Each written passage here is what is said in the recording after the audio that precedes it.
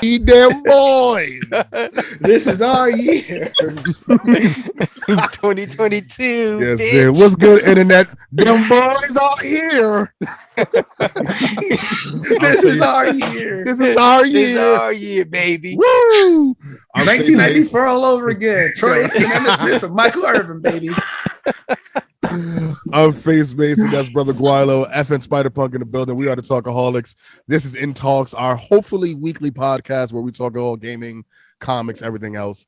And we had to get together for this one. We had to because yesterday we got some news and we had to talk some good shit about it, and we had to just share this dumb shit with the world. So this is going to be great. But Jim Ryan woke up to some news yesterday morning. And that news was that Microsoft has plans to acquire Activision for $68.7 billion. This acquisition goes into effect officially next year, June 2023. So let me ask the fellas here, besides how you guys are doing, what's your take on this crazy news? Because 2 years ago, Microsoft went out and bought ZeniMax, and it was one of the biggest acquisitions in gaming, news-wise. Now this is the biggest gaming acquisition in history. So, what's you guys' takes on it so far? Anybody? Anybody go? Would you like to go? Would you like to go first? Go ahead, Jabal. Go ahead.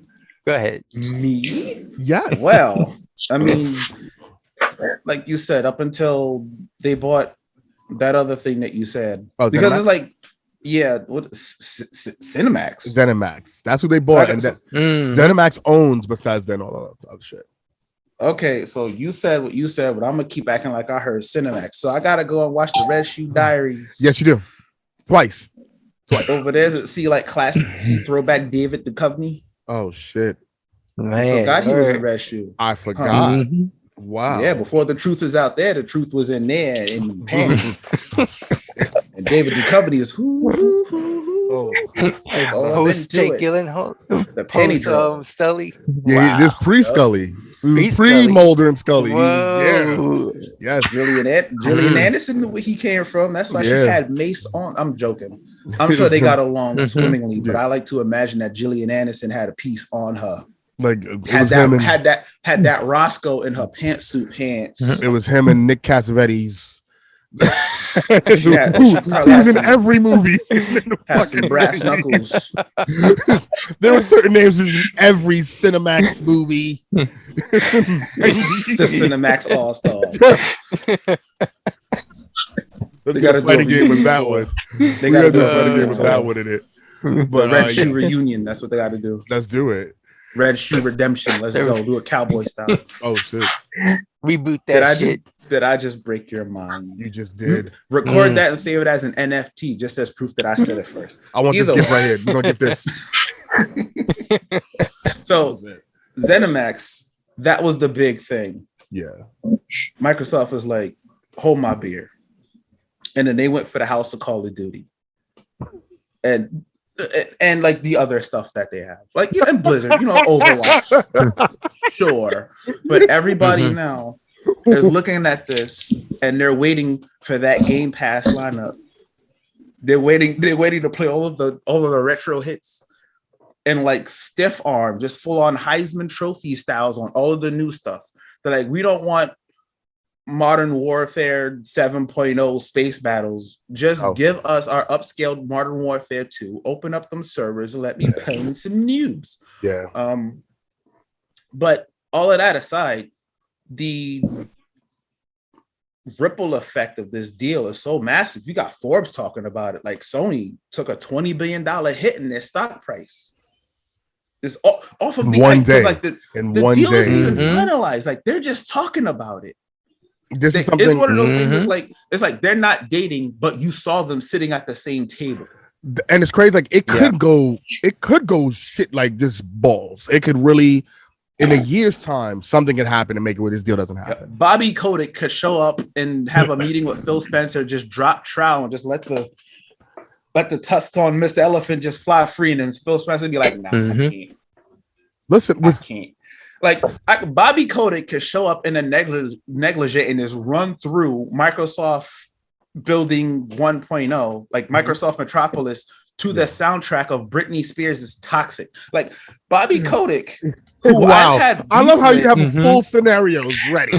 I love this. Like that's how full on scenarios. That's how it works. Y'all know my magic. Come on. So like, but to your point, anything can happen. This is not finalized yet, but just the idea of this happening got Sony's money shook. It's not even Sony. Like Jim Ryan is probably too high on no-dos to even understand what's going on. People still have to explain colors to Jim Ryan. He doesn't know what's going on. He's waiting for the next space shuttle plane ride, but then they keep turning him away because he doesn't have enough money. But the idea that this could happen and like the day that ink is gonna hit paper ain't even here yet. Yeah. So all of us are still getting high off the initial reaction of just seeing that a conversation started. And the we don't even know how far and the full potentiality of what could, like, this is what could happen. Yep. Right? And if this does happen, like, this is the direction that the gaming industry goes in now. Like that's a crazy thought when you really put it into perspective. It's like, wait a minute, it was something we could joke about and be like, oh shit, they bought ZeniMax, and it was crazy for them to do that. And now they own 27 studios at the time. They got, they got something in the pipeline, and Game Pass is big now, like even bigger than it was before. Game Pass is tearing it up. Now. It's like Game Pass is tearing it up, not necessarily in current status, but in future potential. Yeah. Just from this conversation alone that Activision is having with Microsoft. Yeah. It's like this would be the gaming world's "Where were you when JFK got shot?" kind of thing. It was every podcast or have listened to. It's only a few of them, but it's been like, what were you doing when you heard this news? Yeah. Right. And like, I was at work. I got a text from Al, and he was like, "Dude, have you read this?" And then I looked, and I thought it was fake. And then you was looking for like The Onion. Yeah, I thought I'm like, GameSpot, nah. And then I went on, and I saw it, and like IGN tweeted it. I seen the shit in Forbes. Like Games Radar tweeted it. This, and I'm like, wait, nah, this can't be crazy. And I started reading. Wall Street Journal had an article on it. Forbes had theirs. Yahoo had theirs. Like everybody. I'm like, wait a minute, nah, this is too crazy. And then the only thing that was inconsistent was the dollar value. It was always in the 60s, but it was like 63, 62, and then you started seeing the $68.7 billion mark.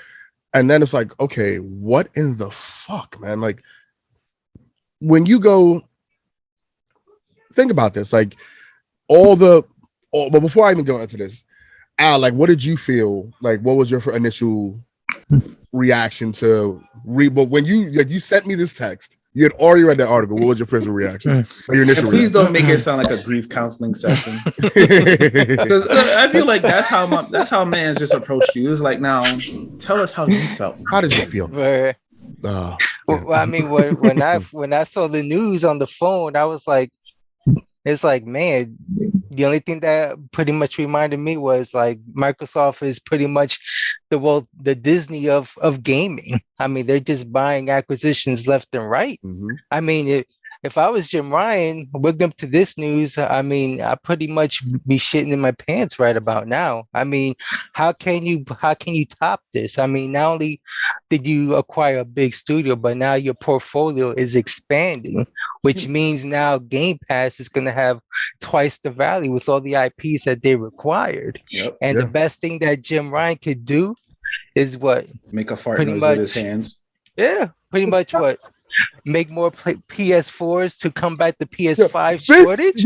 That's bullshit. This is the best he could do. This is Jim Ryan. The head of fucking Sony. We know who he is. We know who he is. Like, we've been exposed to his track record for a very long time. This is the dude. Need I remind our loyal viewer? You know what? In reality, more than one people will see this, but I'm just gonna speak to you all as a collective hive mind, because that's what we're doing now. We're monopolizing our viewer base into a singular entity, just like Microsoft. And that's how you bring shit back. But my whole thing is like Jim Ryan. I'm gonna give him a middle name that's probably not his, just so I can stretch his name out. James Mortimer Ryan. All right, we're gonna roll with that. He probably likes that so much that's gonna be his new name. That might be his new name. I get credit for the NFTs. That's all I'm saying. Audios, we're doing it. That's it. Back when we used to have E3s, because I guess we're at the point now where we don't do that anymore. Back when we had E3s, I believe it was when the PS3 was dropping, and he was just the lowly president of Sony Europe. He didn't have say of what was going on with the company as a whole. But I guess the European gaming media reaching out to Mans and was like, yo, so this PS3 is popping.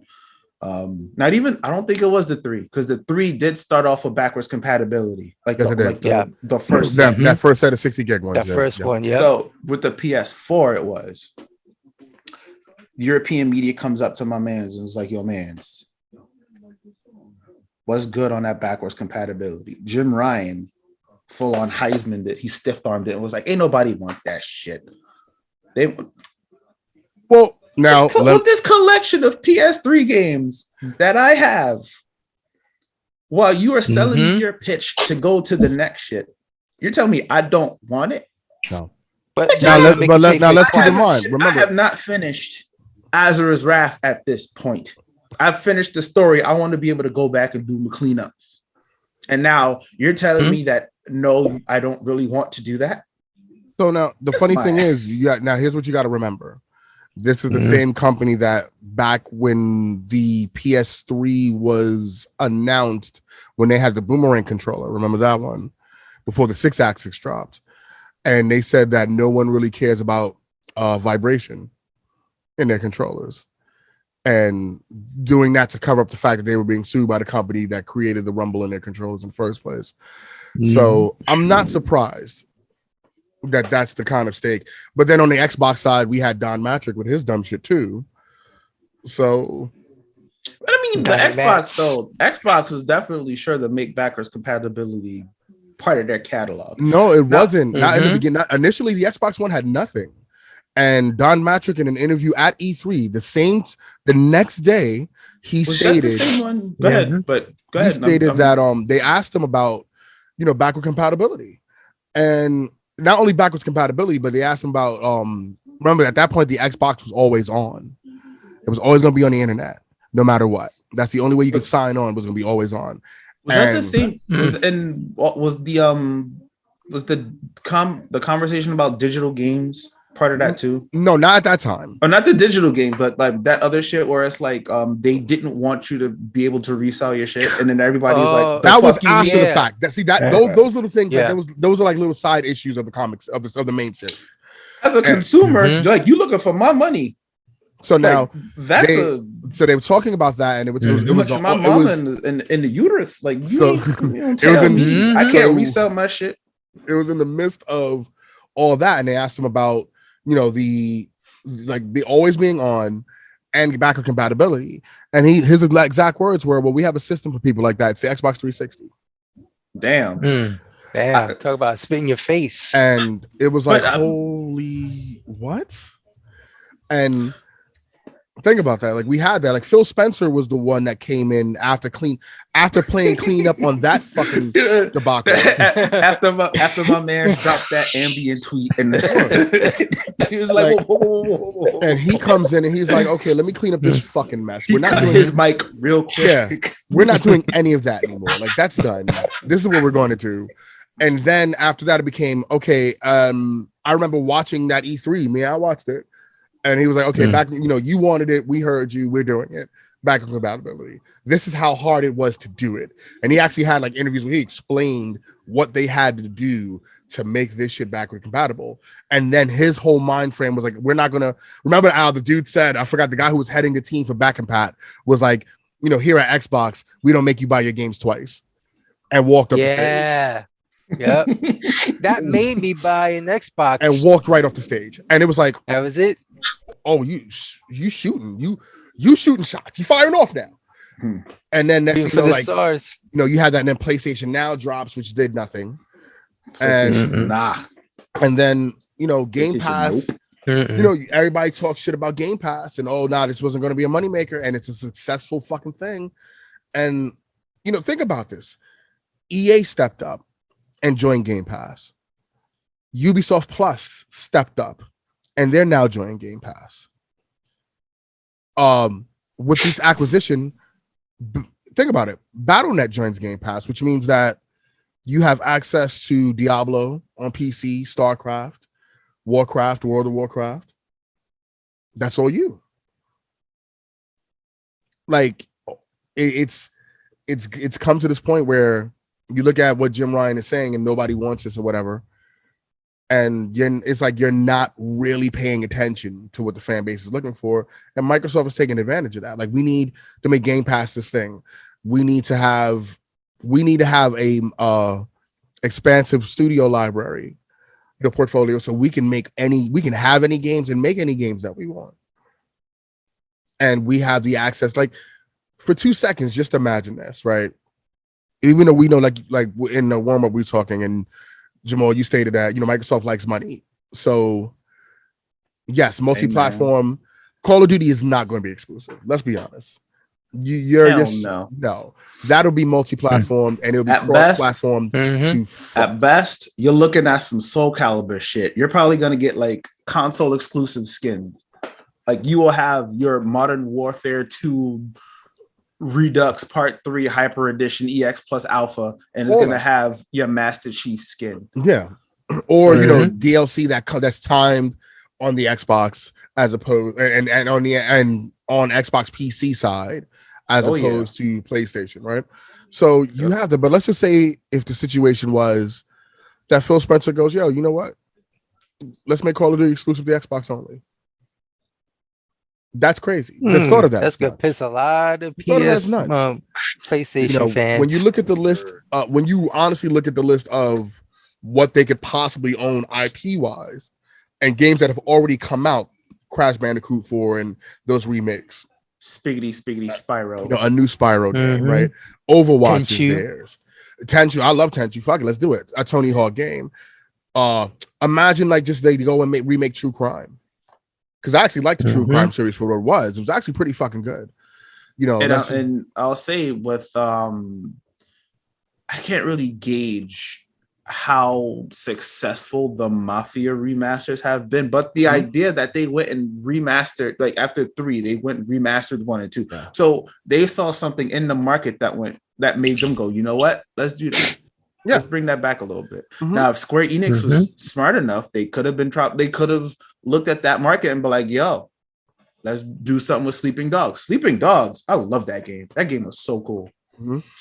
And in the same vein what you were about to say with True Crime, it's like that is now possible for this sleeping IP to wake up, come back, and then make people go, yo, this was like, because we got to think those games are going to be on Game Pass regardless, getting upscaled to 4K, right? Like, every game that we've ever won, that we hadn't had a chance to play in so long is going to be there, which brings a second life to these games. And now, a company can look at it and go, listen, let's fucking remake it. And you know what? I think something like that kind of happened retroactively. Now, remember, I'm like one of the biggest Yakuza fans that I know of. Like, I've day one it. Like, when it dropped on the PS2 and they only gave you dubs. Yeah. Like, Mark Hamill was a voice actor on that jam. You know what I mean? I was like, I day one that entire franchise. So with the limited amount of exposure that the gaming masses got to that franchise, for the most part, especially with when Yakuza 3 came out, there was a little snafu. Some stuff was not added. Like, some stuff on the Japanese version didn't make it to the local. Okay. So people were kind of looking at it kind of sus. So then part 4 comes up, but then part 4 came out at a time when it was going up against one of the new Grand Thefts. I want to say it was 4, but as old as 5 was, it was probably 5. I feel like Grand Theft Auto 5 is on the NES at this point because it's never going away. No. But you look at how Yakuza 4 just flopped when you put it up against like all of the bigger games that are coming. I think even a new God of War was coming out around that time. There was really steep competition for Yakuza 4. Yeah. Sega saw those numbers and was like, fuck it. Yakuza 5 is Japan only. Mm-hmm. But then at the same time, and then later, so 5 went through its life cycle. They dropped 6 and then they dropped Yakuza 0. Okay. When they dropped Yakuza 0, they were on their marketing game because that's when I see that Ryu Ga Gotoku Studios, they had a presence on social media. And now all of a sudden I'm seeing the ads and stuff like that for it all over the place. People get hip to Yakuza 0. Yakuza 0 is hailed by diehard day ones and casuals as the fucking GOAT. Okay. It's like Yakuza 0, by and large, the Great White Shark, that's the perfect beast. Like you want yourself a 5-star, Dave Meltzer wrestling experience. Fucking, top shelf. Like you want a masterpiece when it comes to that Yakuza franchise, you play 0. After everybody got hit to 0, the remake to 1 came out and the remake to 2 came out using the same engine that 0 had. Okay. And now people are kind of going through, it's like, yo, this Kiryu guy, he's got a bomb ass story. And now the Yakuza franchise is taking off like hotcakes to the point where Microsoft talks to Sega was like, yo, fam, let's talk. Monty Hall style, baby. Let's make a deal. So now you have the entire Kiryu saga on Game Pass. So it's like, yep. And then think about this also. Microsoft just made like a couple months ago made a deal with Sega to use their cloud technology to make one of the biggest games ever, as they put it. See, so like you went out again, like you just look at the track, like you go out, you buy a ZeniMax, you get these things. Phil Spencer, the basic, we're still going to keep it for everybody. Don't worry, guys. And then come out 2 minutes later, like Starfield is going to be exclusive. And then next thing like, okay, well, what about this game? Exclusive. Like this is what he's doing. And this is what I'm saying. Like, that's one way to go about it, but here's my take on what this could mean. Now, us wrestling fans, not marks, but fans, people who respect the craft and kind of look at it objectively, but keep an open mind. Yeah. Absorbing the good, bad, ugly, and everything else. You look, and every now and again, you will hear this phrase, the forbidden door. Yeah. I mean, so like you have like your AEW types showing up on Impact. Yeah. Nikki James, who I think is the Impact Women's Champion. I think she was the knockout champion. She might have lost recently. I'm not sure. Well, she has a belt now with another promotion. She's showing up at the Rumble. Yeah, she was. I think she just lost to Deonna Purrazzo. I might be wrong, but that'd be real shiesty because like. For me, I feel like the ultimate flex would have been to have her keep the belt to show it at the Rumble. But I know at the time when they announced her, she was a champ and is allowed to bring the belt to the event. So, like, I mean, but either way, you have that, like, superstar wrestlers. Sorry, WWE talk for a minute. Oh my god, wrestlers who are under contract for other promotions get to show up for undue business with other promotions. So. With everybody kind of clamoring for multi-platform, like inter-console playing, that cross-platform compatibility. Yeah, you have a really good chance to show Jim Ryan's lazy ass that the shit actually works. Because one of the things that Jim Ryan said was like, well, he said something along the lines, and he made it sound extra bougie, like we have a high standard when it comes to our servers, to the effect that we don't allow riffraff amongst our breed, to the effect that like he probably bought up into how the griefers on Xbox game, that whole shit, how like that toxic atmosphere. But then that's what everybody. But here's the funny thing. I remember everywhere. So Phil Spencer has the opportunity to use a couple of these IPs, Call of Duty probably being the more obvious one, to go see Jim Ryan, you dick. You were worried about nothing.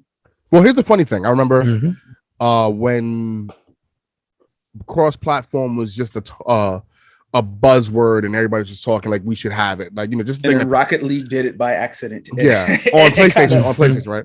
And then silently left it on. And remember when Fortnite did it for the first time, and then it was turned off by Sony.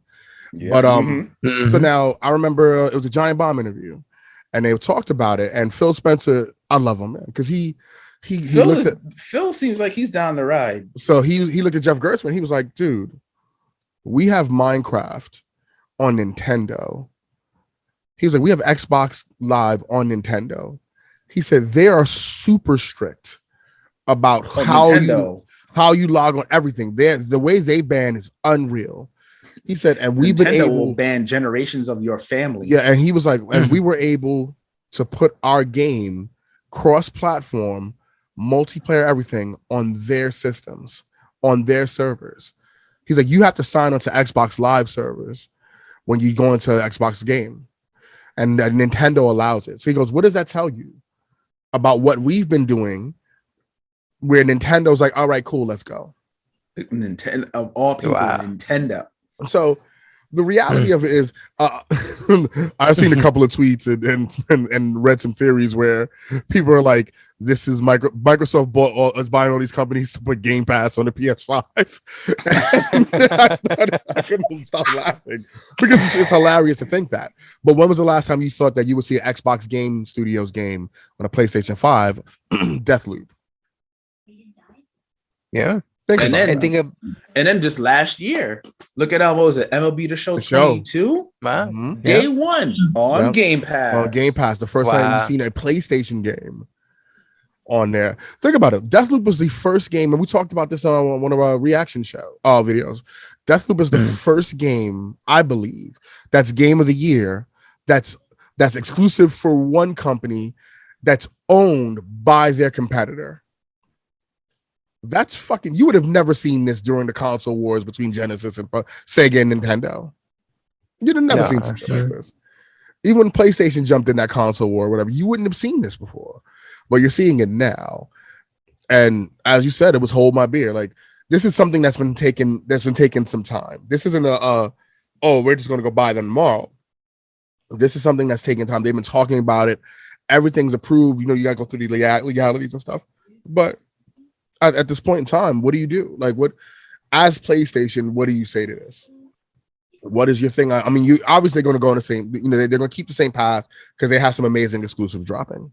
That's definite. Like, so, it's not a waste to have a PS5 because you have God of War, you have Horizon, you have a bunch of games that are exclusively coming out that look fucking fantastic for your system.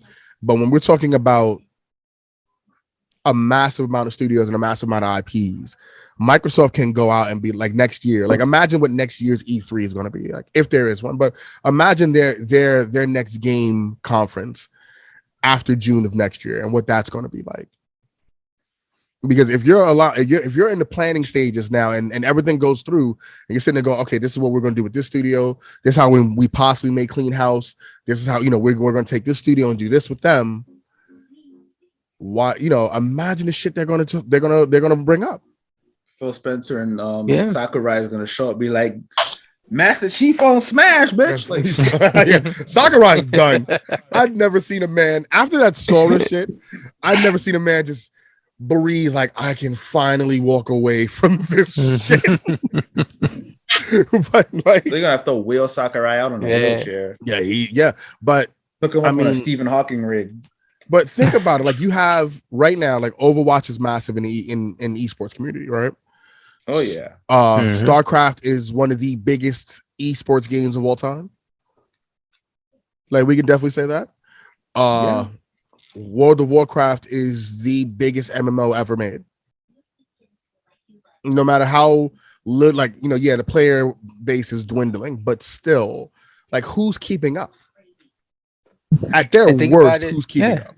At this point, and think about it on the retro front as well. I mean, to see, like, for example, like an IP that we haven't seen in years, such as Pitfall. I mean, that's going to introduce that game to a whole new generation, especially if you put that on Game Pass. I mean, that's going to be on the fly, on the go, so it's easy accessible. And then not only that, I mean, the last Tenchu game I played was on the PS2, and that game had been out for like how many years already? Which one was that? 7 something, I think it's called. Wrath of Heaven? Wrath of Heaven was you the ain't last played time. one after that? No, Deadly Shadows? No, I didn't play Deadly Shadows and Wrath of Heaven. I didn't play. I played Wrath of Heaven. I didn't play Deadly Shadows. Those are the last 2 games that So imagine those. I played those 2 games, and they're like easily over 10 years, much older than 10 years old. So they're old enough to buy alcohol at this point, bro. Like, So like I'm looking at the list of IPs, and it's fucking unbelievable what you can have. It's not like with that list of IPs, you're looking at like full on legacy. That shit's probably going as far back as the fucking 2600. Like, but in reality, you kind of want like casuals or so-called diehards are just gonna want to look at the top 10. Like, think about this. Like, even though these games, I don't see them ever coming out again, but Guitar Hero and DJ Hero, like, as legacy titles. Right, the Hero franchise is just a legacy title. Like that was a game that changed gaming. That's a franchise that's changed gaming. You know, that's Tony Hawk is a game that changed gaming. Like it added something new on the sports aspect of gaming. You got it. And like with Tony Hawk, that was like the perfect storm of a lot of different stuff. Because like that's when the X Games was popping. Fucking Models was selling like the fucking styrofoam skateboards and shit with the little nasty ass grody grip tape. That's that. They had the fucking the Gremlins board, like the fucking shit will dissolve on you if it got wet, but you were still out there doing it. And that shit pissed me. Like I was skating. Like I'm not gonna lie, the combination of the X Games and Tony Hawk and my best friend having a skateboard and was able out there tricking and shit. And after my first ollie, I was like, I could get into this. And then it's like just watching the skate videos and really just absorbing the culture and stuff like that. And then on top of that, as a skater, I can tell you the music that you listen to while you out there skating, that shit means something. And so in the Tony Hawk Pro Skater franchise, that's what it was. Soundtrack, what the fuck it was. Like everyone over the top. God. It's the perfect storm. That's why, like, we're gonna do a Tony Hawk remake. And it's like, if you don't have that soundtrack in there, I don't want to. And they made sure they did. Like, I don't want to talk about it. And Streets of Rage styles, it's like no disrespect to the new shit, but if I have an option to go to the classics, we're going back. I'm going back. Classics. It's like if you ever made. I'm here for nostalgia, bitch. I don't care what you got. Like tangent for 13 seconds. If you ever went out and redid like Crazy Taxi, right, and just made it fucking over the top nuts, and you had the soundtrack for those first 2 games, if you don't have anything close to that, fuck. Like and I'm saying, like, not even just we're gonna remaster Crazy Taxi. Like, no, like you made it from the ground up. This is Crazy Taxi, and you don't have anything close to what that original that punk rock music was. I don't want to play this fucking game. I don't want some guy playing something like that. I want that there. I want Don't give me Upstairs. Give me Offspring. Like that's it, right? Like I want it all. Like that's don't give me crap. Don't give me White Rose Offspring. I don't want that. Don't pass that on me. No. Coke and Pepsi only. Like, and that's the. I don't want that Crystal Pepsi shit. I want the real Pepsi. Fuck. Yeah, but like when you look at it, you're right. And a lot of these games I'm looking at came out, like the ones that we really, really care about, came out at a time. It's the perfect storm for them to drop. And then to that point, action RPGs. We are all of a certain age where we have touched at least one of the X-Men Legends games or the Marvel Ultimate Alliance games. When you want to talk about genre defining, that's like that is the standard bearer for that type of like that action RPG kind of thing. To the point where I remember like not too long ago, I'm gonna say the production company wrong, so I didn't even want to try it. But Midnight Suns, that was supposed to be a game. So those cats, everybody's seeing the videos for it. Everybody's looking for like gameplay stills, and you get your gameplay, and it's an RPG, and you have your party of 4 people. totally disconnecting from the RPG aspect of what that series, what that company brought before. Because I think they did XCOM or something like that. Mm-hmm. So which was an RPG. Yeah, right? RTS. So taking that into consideration, knowing what the history of this production company is, you look at that screenshot, for some reason your mind goes to Ultimate Alliance. And when you find out that it's not Ultimate Alliance, you're disappointed. Like, depending on how much you love the playable characters that are in that game and how much you're kind of in, how much you want to at least entertain the notion of following the story just to see what original content they're putting together with these random group of characters. Yeah. Like, you got magic users and you got brawlers. And I think what threw people off for Midnight Suns is that Wolverine was in the game. If Wolverine wasn't in the game, you're probably not expecting, like, you're probably not setting yourself up for the disappointment of not having it be an Ultimate Alliance type game. Yeah. Mm-hmm. Mm-hmm. And like Wolverine and Cap. So brawlers by definition. If you just kept like your ranged attack people or your magic users, you probably could have played more towards the RPG gimmick. But you have who you have. And I'm sure with the mix of the characters that are in there, the story's got to be pretty interesting. Because not every day until the MCU got a hold of them that you see Doctor Strange and Captain America kind of sharing space together. You know? I mean, but then think about, let me ask you this though, like, or let me add this, like, we're in a space now where a lot of games that we're playing are a lot of RPG elements. Oh, absolutely. You know, like even our shooters have a lot of RPG elements. Fucking Assassin's Creed is damn near an RPG game at this point. It's an action RPG game now, officially. You know, Outriders is a shooting RPG. Fucking, I would say Aliens, but that's no. but you have, you know, we're at a point where there are RPG elements in everything we play.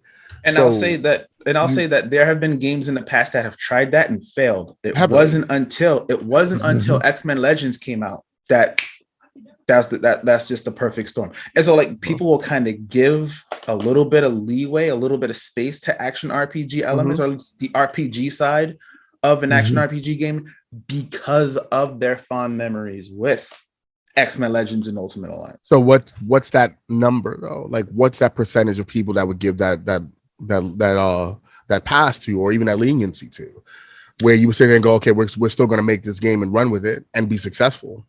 I mean, Assassin's Creed hasn't changed their formula. Like, there are franchises that I won't say have been built off of that, haven't been built along those lines, but have borrowed elements from it. Well, remember, Origins is a pretty good departure from Syndicate. A pretty, like, you can see the way they were going. Like, you can see, okay, this is where we're heading. And I think Origins went and like took the ball and ran with it. And then like Odyssey and now Valhalla are just more RPG-ish, you know, action RPG more than anything, but like they're more RPG focused than what the original ones were. I think games that incorporate the action RPG elements, and this is something that just came to me because I was literally just kind of going through my mind, like I was just going through the library, just going through the Rolodex of games that I've played with those elements, and the Arkham series came up. Now, one thing about the Arkham series, that like the things that you were able to level up, it was done in such a way that it didn't feel off-putting. Like it was like, and you look at Marvel Spider-Man and the Miles Morales joint. You go around and you're collecting things to unlock the different suits, but then also your different skills. So then using that, or sugar pilling the RPG elements of games to that effect, kind of make it easier for people to make that transition to the point where they're playing an action RPG without even paying attention to the RPG elements. They just kind of look at it as like the cost of doing business. Yep. A good example of that is Ghost of Tsushima. Oh, that's a perfect example right there. I mean, leveling up, unlocking skill trees and upgrading your weaponry. I mean, all that is RPG elements, and they done it in a way where it doesn't even feel like you're playing an RPG, but at the same time, you're playing a game that is action orientated. So going back to what you said, if you want to go back and play an action RPG, you can, because in reality, you already played it. Yeah. Just going back to the whole Activision and their Rolodex of IPs. There's just something about Ultimate Alliance There's something about those X-Men Legends games that is like, if they, I mean, Nintendo probably rightly has held on to the independent license because I guess what Nintendo published it, but I want to say Team Ninja developed it. If I don't think it may or may not have been Team Ninja. You might, yeah. But Nintendo definitely developed it. So either way, Nintendo has Ultimate Alliance 3. So it's like, and Nintendo up until this point was like the nostalgia factory. You know what I mean? Like they are Throwback Thursday to console, and knowing that, and with all of the MCU, with all of the comic book properties that have been coming out, Marvel's especially, they're kind of looking back at what Ultimate Alliance 1 and 2 and what X-Men Legends 1 and 2 were for a lot of people. They're like, yo, should probably jump on this before somebody else gets it. Yeah. I wish Square Enix would freaking learn from them, because Avengers was like ass, if you ask me. I mean, how can you get, then see here, I don't. I mean, yeah, I can't blame Square. Heads up. But the funny thing, like Outriders isn't a bad game. Isn't, it's actually pretty fucking fun. But it's funny because outside, so everybody keeps talking about Call of Duty. That's the biggest. It's been the biggest selling. It's been the best selling game for the last 13 years in a row. Like, think about that, right? And that's the big question. They go buy it day one, see it compared to Modern Warfare 2, get disappointed, and go play something else until the next one comes out. Well, but like, I cracked the code, bitch. I know how it goes, but so as soon as they do like a throwback Modern Warfare 2 Ultra. Well, they did the remaster. Yeah. They did the remaster already. We're gonna have to remaster that remaster. They did that, and it sold really, really well.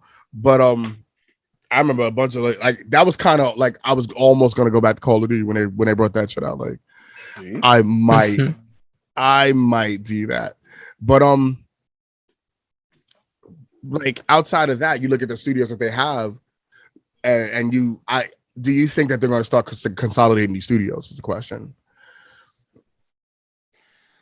Because do you at this point you have 32 studios.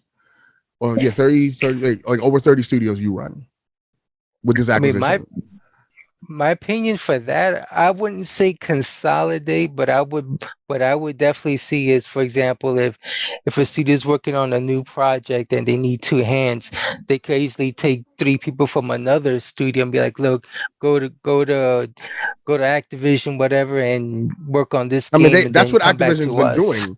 With guys like High Moon has been helping out with all their fucking games, from Call of Duty to Destiny, all of those games. You got 3 studios that do a Call of Duty series. Think about it. So I think they'll go with that group. I think that would be the smart way to do it. Here's the next question: Do you make Call of Duty a yearly thing anymore? Nah, I wouldn't. So I've actually talked to somebody about this earlier today. I'm of the mind where just GTA 5 that shit, come out with like, call it Modern Warfare 2 Ultimate, and all of the new shit that you want to add to it. Keep adding to it. Like how with GTA Online, just add the shit as like an expansion pack. Yeah. Because like it's fair to say that Modern Warfare 2 is what they want. Modern Warfare 2 is what the people want, because that's, for them, that's tippy top dog. For whatever reason that they have, that is the game that is the standard bearer. I mean, but that was the game that changed the Call of Duty series.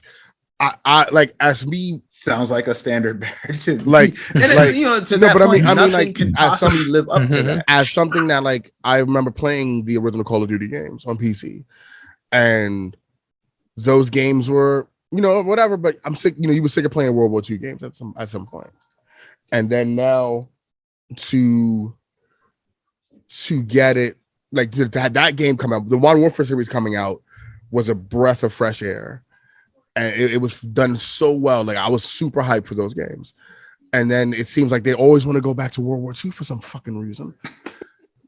I feel like it's like their greatest failure, and they're like, you know what? I think I cracked the code, and then, well, show us what you got. And then on the dev side, they see nothing wrong. Like, maybe they're just like getting the wrong approvals. They're asking the wrong people. They're like, hey, you whose favorite game is Wii Sports. Like, they're going home and they're asking casuals. So how do you like about this game? Or at least they're thinking, you know what? We didn't get the history of it right. We got to really nail the history of it. And then it's like they try to focus on that and then miss the point of why none of the World War II games or none of the, we'll say, vintage war games, the All's Quiet on the Western Front type games haven't worked. I mean, have they did something for Vietnam yet? I don't think that, no, because there was that one Vietnam game. What was that Vietnam game that came out for the PS2? There was a Vietnam game that dropped for the PS2, and I forgot what it was. But it was one of those Call of Duty killers, the way that Killzone was a Halo killer. And that didn't work out well. As we can see, like, Guerrilla making a Killzone game again. I don't know if that's going to ever happen.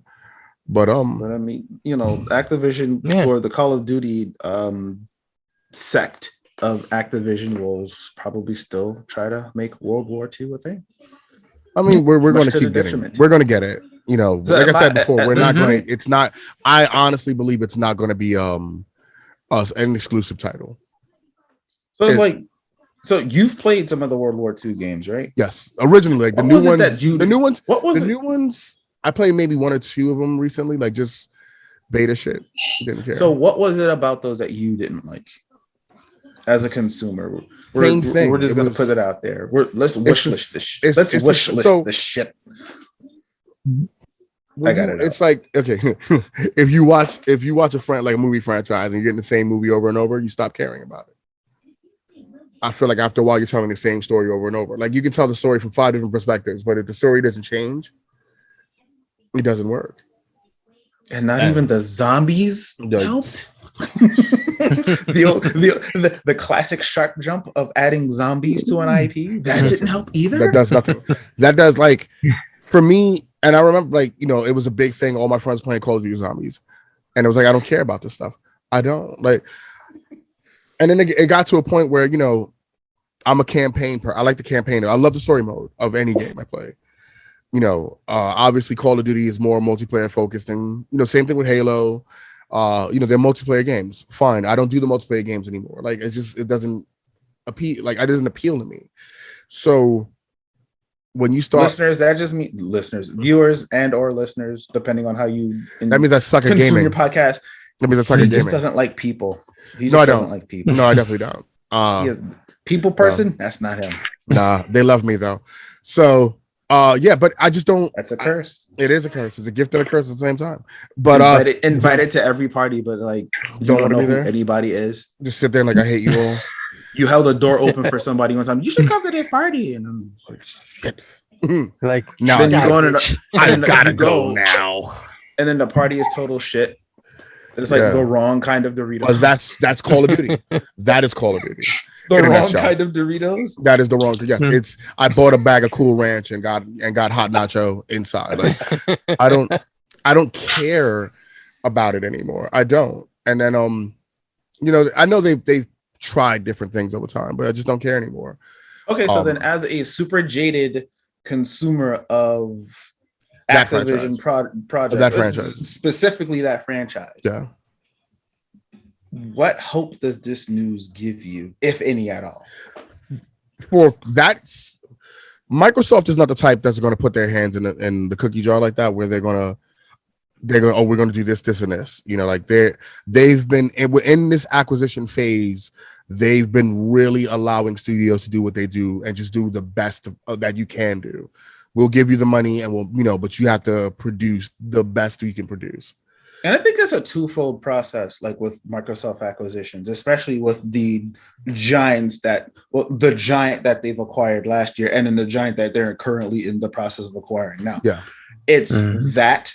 It's like, definitely let us give you that gold star bump. We'll give you the Dave Meltzer seal of approval whenever you're going to put out some new shit, but then also run that retro library. So with that in mind, as a jaded Call of Duty player, a jaded Call of Duty vet, is like, you came back from Call of Duty's Vietnam and you're just like done with it. Whatever. And you don't even go to the group therapy sessions. You're just fuck that. You're just in your recliner. I'm not talking to Sam Wilson at all. With your open can of beans that you rigged open with your damn knife. With my keys. With your Swiss Army knife. With my keys. Boxes. Watching the TV with the static on it. Yeah. You got Jefferson Airplanes, White Rabbit playing in the background. Hating life. Just hating life. It's just at this point, like, what is so here's the main question, like, and this is what I'm trying to think of. What is innovative in a military shooter at this point? Like, what honestly can we consider to be innovative? Well, look, like, because the only way that like something would make me come back to it is if it's something like a long time coming. Perfect example, right? When we've talked about this before Rainbow Six Siege, we got that trailer for Rainbow Six Patriots, and we hadn't had a Rainbow Six game in a good minute. You know, the last one that was worthy, like, to talk about was Vegas 2. We need to get a Rainbow Six game, and this one looked like, okay, it was modern. It was Rainbow Six in the modern age in New York City. This cool, terrorism act, thing, whatever, and then they changed it to Siege. Like, that excitement, because it was going to be it's Rainbow Six, and they're probably going to have all the things you loved about Rainbow Six, but new technology and everything, and some innovative storytelling. American terrorism, fuck this, the basic, we're going to Iraq because there's terrorists over in Iraq now. No, like, we're keeping it here. And it was just different from what, like, it was something we were asking for in the Rainbow Six series. They canceled that and went to Siege. And went all, full multiplayer, and that's fine. Even Rainbow Six Extraction, to me, which is more co-op based, doesn't appeal to me, because I want a really, really good military shooter. Well, that is really innovative in some way. Like, that is just different. Yeah. It's not a horde mode of any kind. It's not like, I want a cool story. I want a great campaign mode. I want to be able to play that campaign mode in co-op. If we do a multiplayer mode, like, I would love to have a multiplayer, like, a co-op sessions, the way we have, like, horde. Like, if you want to put a horde mode in somewhere, like, fine. If that's not what your game is, cool. But I just, like, after a while, like I said, it's the same thing. A lot of the military shooters now are no major difference. I think that's why I started getting more into just like, okay, we'll do these type of shooters then. Like, let's do co-op shooters. Like, I played the fuck out of Back 4 Blood when it dropped. I stopped playing, I played it for a good few weeks, but I was playing the fuck out of it for a good minute. World War Z, when Aftermath dropped, I played that a few times. And it got to the point where I was like, okay, when it came to those things, I'll play co-op shooters and I'll get my fix off of that. Call of Duty just, after a while, just stopped really scratching that itch. And, for those who love I know, we all know why it's huge. We know why it's the biggest game every year. But to me, it's the Dragon Ball Budokai or Dragon Ball Tenkaichi type shit, where you're just paying for a new coat of paint. Same game, new coat of paint. Well, one of the best military shooters that I played in was I don't know if you guys ever played Spec Ops: The Line, which it's a good shooter. I remember I haven't played it. Yeah, and I think 2K made it, and it was like on the PS3 I played it, and I got it for super cheap, like $10. So I picked it up and I played it. So pretty much, I believe it's you're in the Middle East, and you have to fight the terrorists. But one thing I like about this game was that they actually show you, what does war do to the soldiers. So you're playing as the guy that's supposed to be in the secret mission, but when you see a lot of messed up shit that's happening around you, where you have to make these crazy decisions. It's not just you playing a campaign. There's actually decisions that you have to make, like either shoot the hostage to free the person you have to free, or B, you kill the person that you have to save and let the hostage go. So depending on what outcome you choose, you see like you pretty much your mind change it changes. So now you get warped, and now you don't know what sense of the side of loyalty you're on. So now you're pretty much like a hermit on the run, be like, fuck everything else. Everything that I believed in was a whole but a bunch of lies. Yes. So looking at that, I was like, you know what? That was actually one of the first shooter games that I played that got you thinking about the psyche of the soldier. And I think that's, to me, innovative. Now, did that have like a multiplayer mode? I think it does. I think it probably did online. I mean, I'm not 100% sure, but I'm sure it's not out anymore. Because I'm gonna say what you definitely talked about was dope, but that sounds like some campaign shit. Yeah, and it's like now, and it's like, and not to knock campaign mode. Like, I mean, campaign mode should be, especially if there's a multiplayer aspect to it, it should be you kind of getting used to the controls and how to like dealing with the NPCs that you deal with during the campaign. Kind of prep you for all of the kind of different things that you can encounter when you go online and deal with non-modders. But campaign modes, they definitely have the opportunity to, while they're teaching you how to play the game, leave that type of mark on you. Yeah, it's like case in point, not an FPS at all, but Red Dead. Come on, bro. You want to talk about storytelling? Hey, to this day, if I hear D'Angelo's "May I Stand Unshaken," I'm gonna tear up a little bit because I remember that damn ride I had to take back to camp after he washed up on that beach on that shore. Yeah. And then for the same thing from Red Dead 1, what was it? Revolver. Don't bury me now. Bury. When Marston was there with all of the marshals and they had you in bullet time, like take Merc, try to take out as many people as you can. Me, I'm like, I'm John Marston, bitch. I'm gonna get you all. I took out 2 and then Swiss cheese on John Marston. He dropped slow, and then that and the music, and then going back to the what we talking about with Tony Hawk, that music. Like the campaign mode can make and break the legacy of a game. It can. So it's like, but then with Call of Duty, it seems like they missed that somewhere. It's like they use the campaign mode as like throwaway shit. It's like, we know what you bitches want. Yeah. That's what it's become though. That's what I feel like it became at one point. Because I remember when certain franchises, you don't care about campaign. You know, like let's be real. Like there's certain franchises you already know campaign is like, it's there as a tutorial to get used to whatever it is, and then we're gonna play it. I'm gonna play multiplayer all day. That's like throwing out. It's like throwing out the contents of the cereal box just to get the toy inside. Yeah, exactly. Back when cereal boxes had toys. That's how old we are. Yeah, right. But it's definitely that whole gimmick. Yeah, it is. And it got to a point after when Modern Warfare 1 and 2 came out. Those campaigns are fucking amazing. And change the way how they tell their stories now. You know, like now every Call of Duty game tells their stories the way they did Modern Warfare 1 and 2. And I think like what helps is like the setting. Because again, like World War One. And I think one thing that Call of Duty tries to pride themselves on, and I think it's done to a fault, having weapons that are accurate within the setting. Yeah. And it's like you look, so going from the advanced weaponry of Modern Warfare 2 to essentially going back to like that throwback shit. Yeah.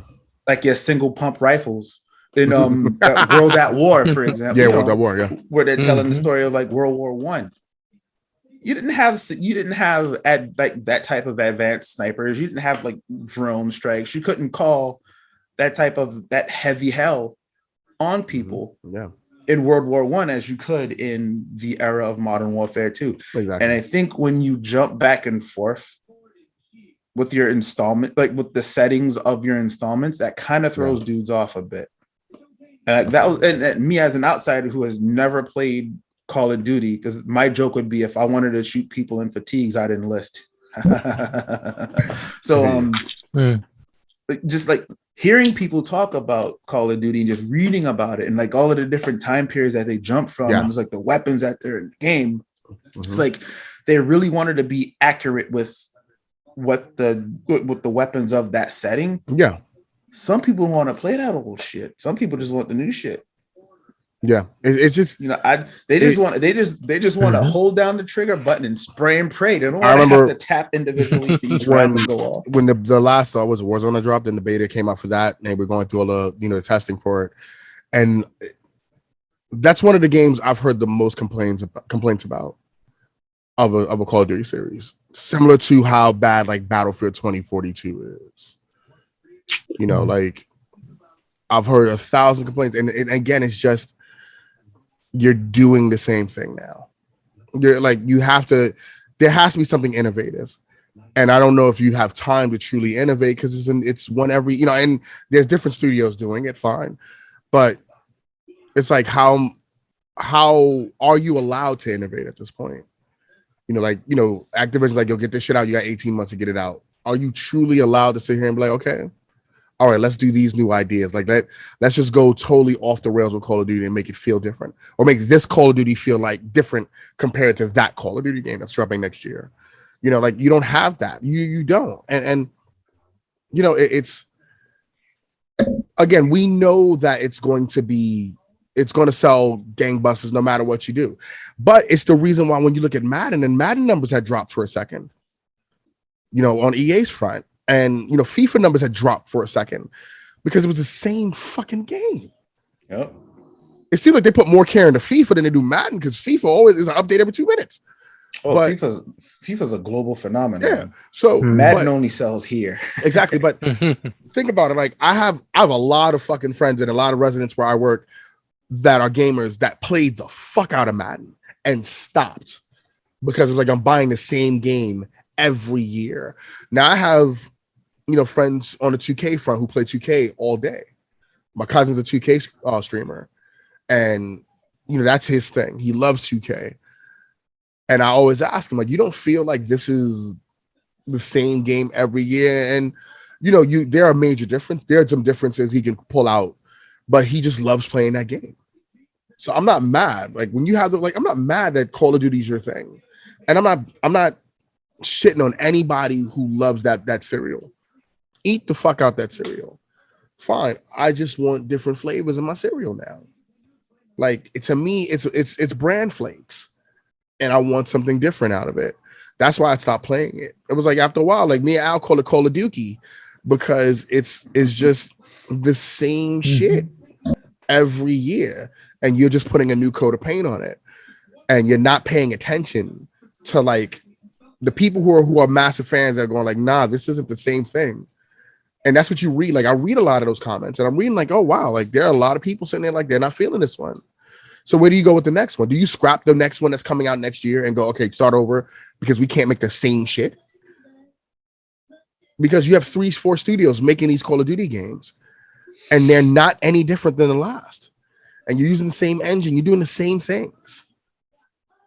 So it's like after a while, I stopped caring about it. Like, and it's a series I don't care about. It's sad, but it's a series you don't care about anymore. And I would love to see an evolution in Call of Duty. I would love things to like next year for them to stop and go, all right, listen, we're gonna fucking really make this one Call of Duty game and fucking destroy and be different. The way, think about this, like we'll put it in this perspective. There were 6 God of War games that had dropped, and they all were the same. And then God of War 2018 drops.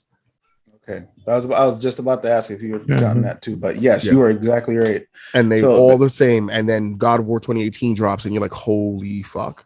And if that game didn't drop and it didn't play that way, and it wasn't, it didn't, the one camera effect, and if the storytelling wasn't that way, we would be talking about that shit as just another God of War title, and not an amazing game that deserved game of the fucking year, that deserved all the accolades it got, all the 9s and the fucking 10s and 90 on Metacritic and all that. It deserved it because it brought this new thing out of it. That's what you need. You need something like this. You can't make the same thing. I remember Alex told me that we were talking about this shit, that they were remastering or remaking Last of Us 1 and remastering Last of Us 2. As if I haven't fucking played these games, and I'm not angry at Last of Us 2.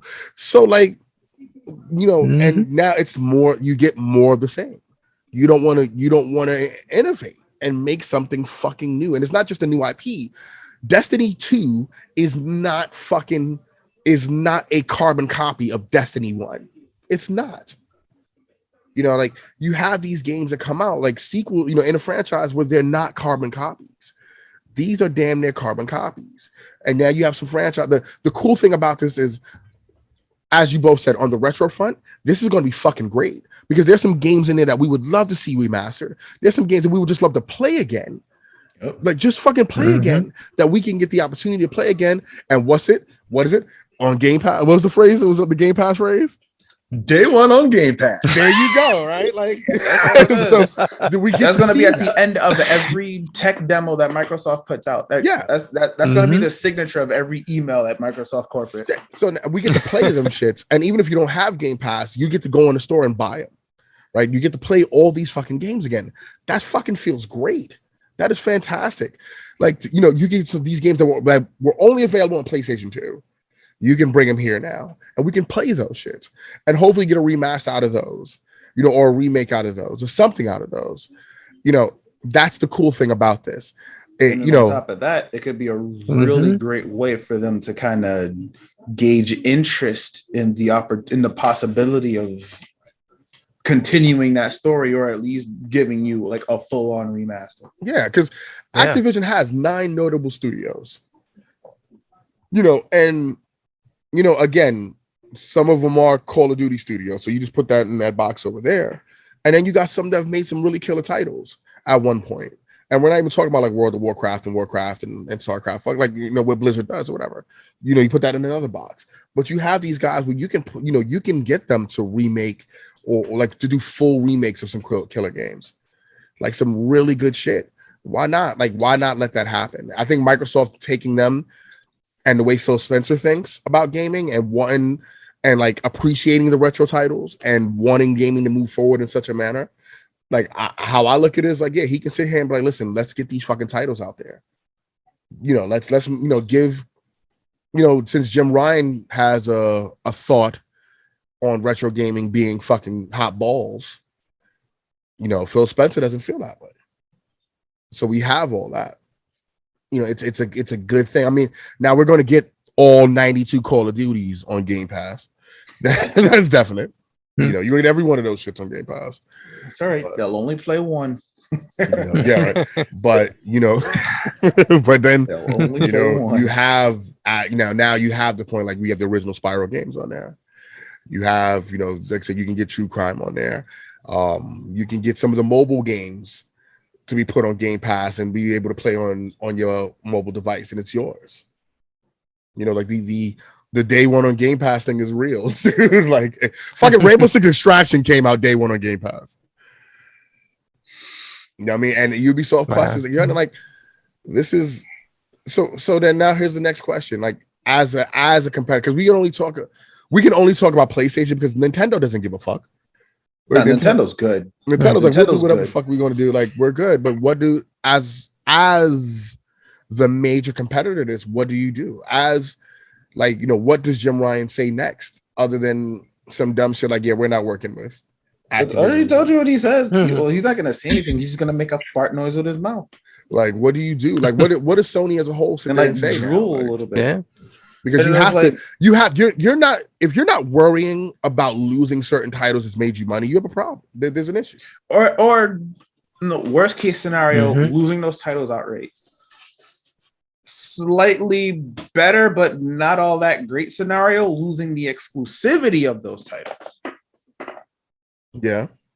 Because up until the ink dries on this contract, whatever Spyro, I have to check the PlayStation Store to see what, if any, Spyro games are available.